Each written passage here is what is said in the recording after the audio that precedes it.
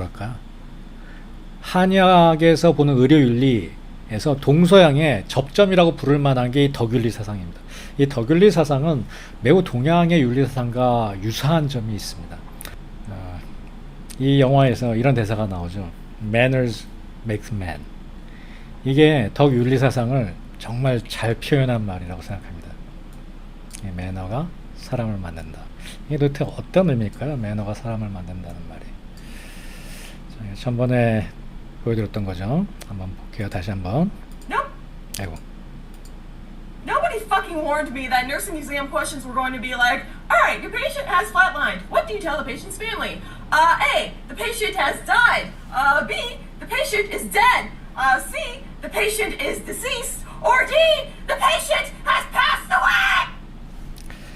자, 어떤 게 정답인지 오늘 윤리 수업을 마친 다음에 한번 답을 해보셨으면 좋겠어요. 그리고 더 생각해 볼 건 왜 이런 문제가 간호사 시험에 나왔는지, 이게 어떤 의미를 갖는지. 자, 이 덕윤리 사상은 이 근대 윤리 사상을 뒤집어 엎는 데서 시작했습니다. 그럼 뭐 사람마다 다르겠지만 모더니즘이 시작된 건 르네상스 이후죠.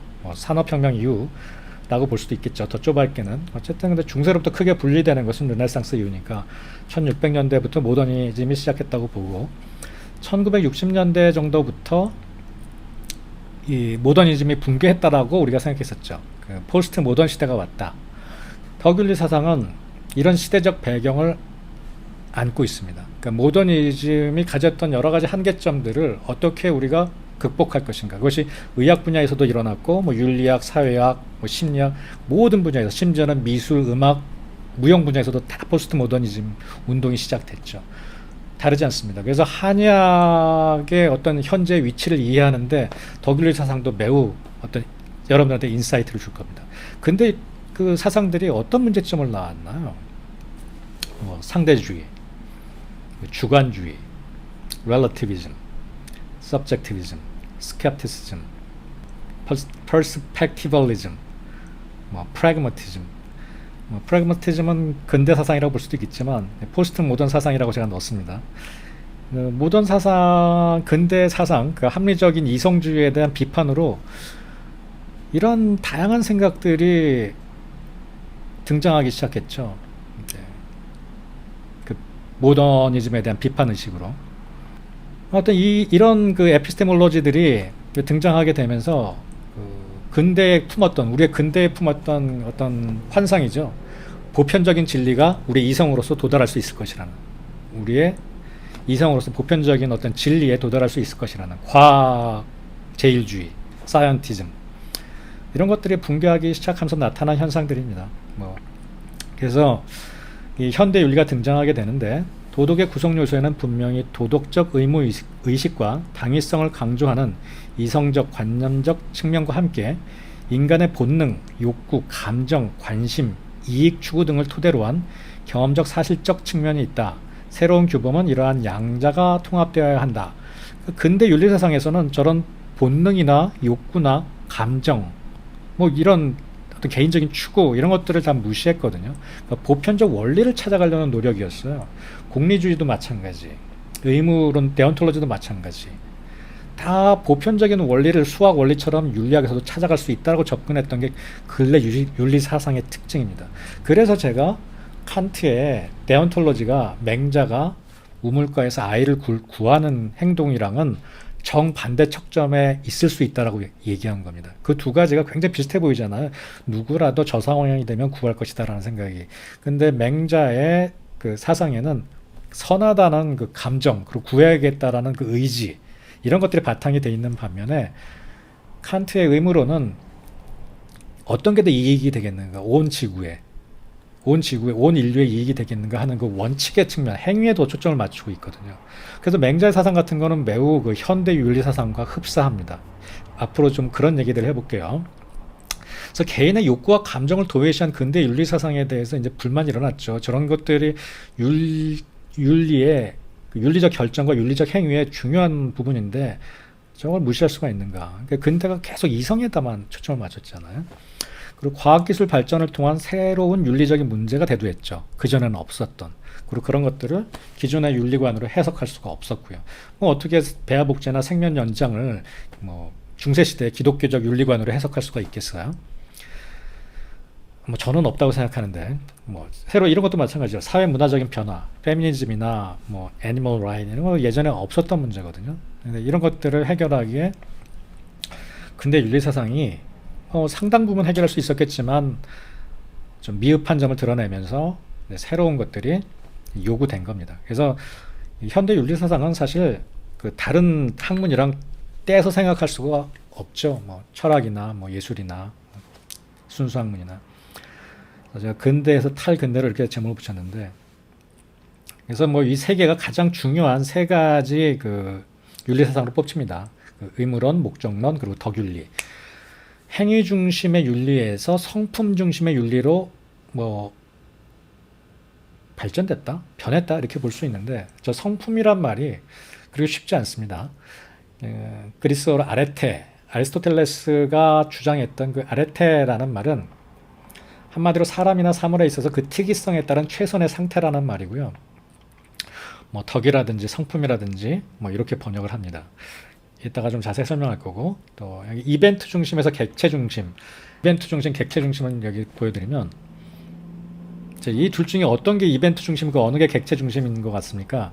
제가 옛날에 프로그램을 짜면 플로우 차트라는 걸 그렸어요. 뭐 A가 있다. 그래서 A가 B로 가고, B가 어떤 조건 C를 만나면 D로 가고, 조건 뭐 E를 만나면 F로 가고, 이렇게 플로우 차트가 이렇게 착착착착 그려졌습니다. 이거는 뭐냐면 리니어한 구조로 가죠. 그래서 어떤 액션에 의해서 다음 액션이 결정되죠.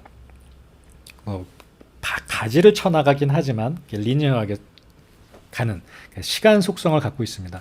근데 이 객체지향, 저희 때는 이제 막 C 뿔뿔 나오면서 기존의 C가 이렇게 순차적이었다면 procedural oriented이었다면 C 뿔뿔은 이제 objective oriented 됐다고 막 광고를 했었죠. 그래서 이 객체지향 언어는 이 학생, 이 객체들, 오브젝트들의 어떤 속성을 정의해 놓으면 그 속성과 관계성 안에서 자동적으로 다음이 결정된다라는 의미를 갖습니다. 그래서 학생은 밥을 먹는다라는 속성을 지정해 놓으면 액션이 학생의 밥을 만나면 먹는 행위가 발생하는, 그래서 객체의 그 객체 자체의 성품, 아레테가 중요하게 된 거죠. 자, 밥은 무엇을 하는가? 학생은 무엇을 하는가? 그래서 순차적으로 정해놓은 게 아니라 걔네들이 갖고 있는 특성과 원칙을 정해놓으면 그것이 릴레이션십이 만났을 때 어떤 행위가 결정되는지, 그게 이제 객체지향적 언어입니다. 그래서 오브젝트들마다 펑션이 있고 그것이 다른 객체와 만났을 때 어떤 펑션을 할 것인가, 이것만 정해놓으면 훨씬 저렇게 프로시저 오리엔티드 된 프로그래밍만큼 많은 가능성을 다 지정하지 않아도 해결된다. 되게 재밌지 않습니까? 근대 윤리사상에서는 프로시저 오리엔티드처럼 모든 우리의 행위를 하려고 그랬어요. 만약 저 왼쪽이 지금으로 따지면 law and regulation이라면 오른쪽에 있는 것은 오히려 덕윤리, 성품 중심의 윤리라고 할 수 있습니다. 속도가 다른 두 수레바퀴, 이것도 뭐 많이 얘기하는 중요한 현대 윤리 사상에서의 그 문제죠. 뭐 한마디로 말해서 사회 발전, 문명 발전을 윤리가 따라잡지 못하고 있다는 얘기입니다. 그래서 이거를 한스 요나스가 윤리적 공백이라고 칭한 겁니다.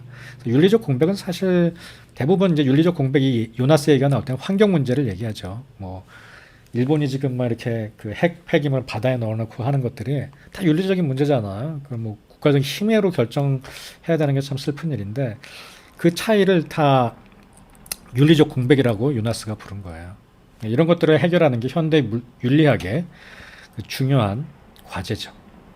어쨌든 근대 윤리사상은 이렇게 많은 한계점을 갖고 있습니다. 어떻게 일본을 통제할 수 있을 것이며, 그 사람들이 어떻게 그걸 정당화하는 것이며. 근데 지금 두 가지 얘기한 게 현대 사회가 되면서 그 잣대로 평가할 수 없는 많은 문제들이 생겼잖아요. 그럼 이걸 어떻게 해결할 것인가? 그 답으로 나온 그 많은 윤리 사상 중에 하나가 덕윤리입니다. 덕윤리가 완전히 대체하고 있는 아주 도미넌트한 것도 아니고요. 하지만 뭐 의료 윤리 분야에서는 덕윤리가 아주 도미넌트하다고 볼 수 있습니다. 저는 또 매직과 사이언스의 공존 시대가 이 포스트 모던 시대인 것 같아요. 1960년대부터 70년대, 길게는 80년대까지. 그 당시에 근대 사회가 많이 무너지면서 그 히피, 뭐 선, 뭐 명상 이런 것들이 엄청 유행했잖아요. 근대 사회를 전복시키고 새로운 대체제에 대한 요구가 있으면서 다시 매직이 떠오른 거죠. 사이언스가 도전받으면서 매직이 떠오르는 거죠. 그래서 덕윤리 사상도 상당히 이런 비슷한 느낌을 갖습니다. 그 사이언티픽한 우리 이성 중심의 윤리 사상이 매직을 이렇게 혼합시키는. 그래서 이럴 때 제일 많이 일어나는 변화가 저 5번째에 있는 고대 윤리학의 재발견이에요. 서양의학이 많이 도전받을 때도 동양의학, 전통의학 쪽으로 관심을 가졌잖아요. 윤리학도 야 우리 옛날 가치에 뭐 있었지 않았을까? 이렇게 칸트나 벤덤처럼 이게 머리 굴려가지고 뭔가 하는 게 아니라 우리 굉장히 옛날 전통 윤리학에서 뭐가 있지 않을까라는 생각에서 아리스토텔레스를 다시 끄집어낸 겁니다. 그게 이제 덕윤리 사상의 등장 배경입니다. 근데 뭐 앞에 한 얘기는 다 한 얘기들입니다. 뭐 절대적인 법칙, 보편성 이런 것들이 없어지면서 우리가 새로 가치를 창조해야 되는데 그 가치를 뭐 새로 만드는 것보다 우리 옛날 게 있지 않겠어? 이런 생각에서 나온 거죠. 그래서 지금은 이제 이 업소드티 시대에는 이 보편성의 윤리, 부조리의 시대에는 보편성의 윤리 갖고는 안 된다. 아무리 행위 규정해봤자 결국 그것을 exploit, 착취하는 세력이 훨씬 더 빠르게 쫓아오기 때문에 우리는 다른 윤리 사상을 가져야 된다. virtue ethics, 덕 윤리학, 뭐 virtue, 덕, 이 언어를 일단 좀 잘 이해해보는 게 필요합니다. 행위의 원리가 아닌 덕의 원리. 이 도대체 과연 무엇인가? 얼마나 좋은 인간이 되어야 할 것인가? 좀 뜬구름 잡는 것 같단 말이에요. 근데 덕이나 성격에서 좋은 사람이 된다는 게 과연 무엇일까? 거기에는 이제 맨 밑에 2번째 있는 실천적 지혜와 지성적 덕, 반복, 습관 이런 키워드를 이해하셔야 됩니다. 덕윤리 사상을 제가 좀 이해하는 데 좀 초점을 맞췄고요. 근대 윤리가 행위 중심이라면 현대 덕윤리는 행위자 중심이다. 도덕적 원칙, 칸트죠. 그 다음에 어떤 행위의 결과, 이건 벤덤이죠. 뭐 이런 관점들. 그럼 어때요? 칸트나 벤덤이 굉장히 달라 보였지만 전 시간에 배울 땐 제가 굉장히 비슷하다 그랬죠. 이 근대 윤리 사상 중에 칸트나 벤덤은 모두 다 합리적으로 생각해서 모두가 더 어떤 게 더 유익한가에 초점을 맞추고 있어요. 합리적인 이성에 의해 판단해서 어떤 것이 가장 이익인가에 좋은가, 그 말이 좋네요. 좋은가, 시비를 가리는 데 있습니다. 그래서 어떤 행위가 옳고 그른가를 어떤 기준으로 판단해야 되는가가 근대 윤리학의 초점이에요. 시비를 가리는 시비를. 어떤 게 옳고 어떤 게 그른지 내가 알려줄게. 그게 진짜 교만한 생각이잖아요. 근데 현대 덕윤리는 행위 자아 중심, 어떤 행동을 하는 주체, 그 object죠. object, 그게 액션이 아니라 object를 중심으로 행위자, 사람 중심인 거죠. 윤리적 주체, 그 행위의 주체로서의 가치의 창조자, 주체로서 가치의 창조자가 제대로 된 가치를 창조해야 된다. 근데 말이 좀 어렵습니다. 행위를 위한 도덕 판단은 단순히 기존 원리로부터 뭐 칸트가 됐던 벤덤이 됐던 그 원리, 공식, 포뮬라로부터 연역적으로 그러니까 순수 사유에 의해서 도출될 수 없다.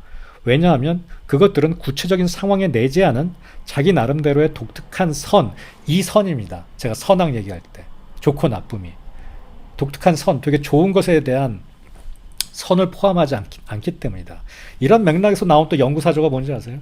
옛날에 근대 사상에는 quantitative, quantify 하는 게 우리의 핵심이었어요. 모든 한의학적 체계들을 다 quantify 하고 싶었죠. 근데 최근에는 어떤 논문들 써요? qualitative studies죠. qualitative study는 뭐 사회학에서 발전했지만 의학 분야에서도 많이 쓰이고 있습니다. 질적 연구. quantitative study에서 담을 수 없었던 거거든요. 근데 윤리학은 특히나 정량화하기 어렵음에도 불구하고 그걸 수학적으로 해결하려던 노력들이었죠. 그런데 컨텍스트를 담지 못한다는 겁니다. 내러티브를. 그 윤리적 행위에 어떤 내러티브들을 담지 못하고 있기 때문에 그것이 최선의 결정일 수가 없다. 아리스토텔레스가 주장하듯이 덕 자체가 구체적이고 역사적 상황 속의 인간 존재에 의해서 규정되기 때문이다. 이거는 시간 속성이죠. 그러니까 내러티브하게 이야기 속에 서사 속에 역사적 서사 속에서만 인간 존재가 규정되기 때문에 거기에는 윤리사상도 거기에 맞춰서 진행될 수밖에 없다라는 겁니다. 그러니까 보편적인 윤리사상에 대한 부정에서 출발합니다. 그래서 이 시작은 근대 철학자 중에서도 비슷한 생각을 가진 사람이 데이비드 휴me 같은 사람이었고 그다음에 일반적으로 덕율리에 시작한 앤스콤을 많이 얘기합니다.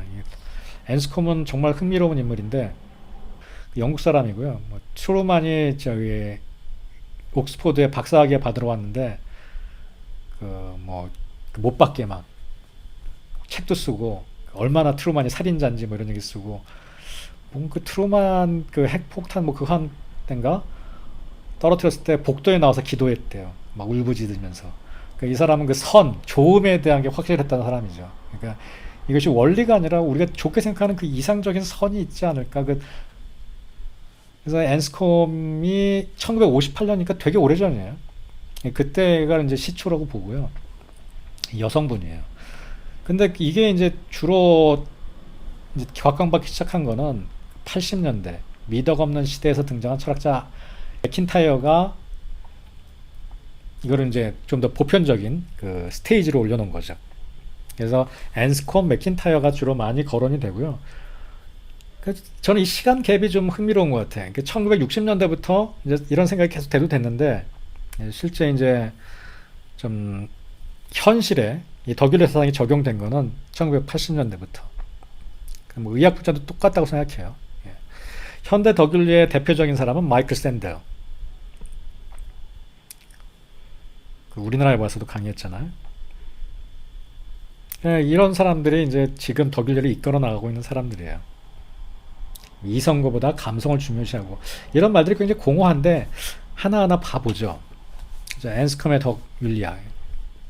앤스컴은 윤리학은 인간 삶이 의거해야 할 규칙이나 의무 이런 것을 궁리하는 그러니까 무엇이 옳고 그른지 이게 바로 시비에 관한 얘기죠. 무엇이 옳고 그른지에 대한 어떤 공식 포뮬라를 만들어내는 일을 그만하고 애리스토텔레스의 전통으로 돌아가서 뭐 전통의학의 미덕을 배우자 이런 거랑 비슷한 거죠. 그래서 인간이 좋은 인간이 되기 위해 어떤 덕을 지녀야 하는지 탐구하는 덕윤리를 본령으로 삼아야 한다 이런 주장을 한 겁니다. 그 덕에 대한 탐구. 현대 도덕 철학은 오늘날 덕윤리학이 윤리학의 한 중요한 방법으로 떠오르게 된 계기, 이제 시작이 되었다. 그 덕윤리의 길을 연 사람으로 평가받는다. 시비를 가리는 규칙 윤리학은 타당성을 상실했다. 행위를 규정하는 것보다 성품에 대한 그 관심으로 우리를 쉬프트해야 된다. 윤리학의 관심을. 시대적 개미 재밌다 그랬죠. 1980년대 들어서야 맥킨타이어가 덕윤리를 보편적으로 부활시킵니다. 그 전까지는 이제 관심을 별로 못 받다가 이제 자유주의적 개인주의, 윤리적 상대주의. 그냥 뭐 아무것도 없잖아. 그냥 마음대로 살면 되지. 뭐 법을만 지키는 상황에서 모든 걸 지 마음대로 하는 뭐 이런 분열 상태에 있다고 봤고요. 저도 이런 시각에 굉장히 동의합니다. 그리고 칸트나 이런 계몽주의적 해결책들이 근대주의 해결책들이 이런 문제를 오히려 증폭시킬 것이다. 해결할 수 없을 것이다. 이렇게 주장했습니다. 덕윤리의 스펙트럼, 제가 이렇게 스펙트럼이라는 말을 쓴 데는 규범 이상의 문제가 있다. 스펙트럼이 굉장히 크다라는 얘기를 하고 싶었고요. 여기 슈퍼레로게토리 액션. 이게 좀 시비를 가릴 수 있는 영역 위의 문제들이죠. 진짜 더 선하고 막 그런 문제들. 이런 문제들에 대해서는 이제 관심이 없었던 거죠. 규범윤리. 이게 뭐 제가 여기 이렇게 비유를 들어놨어요. 이 슬라이드 보이세요? 아무것도 안 보이죠? 이 가생이 있잖아요. 동그라미의 가생이. 이거는 초록색이에요? 까만색이에요? 가생이는 까만색이잖아요. 가운데는 초록색이고.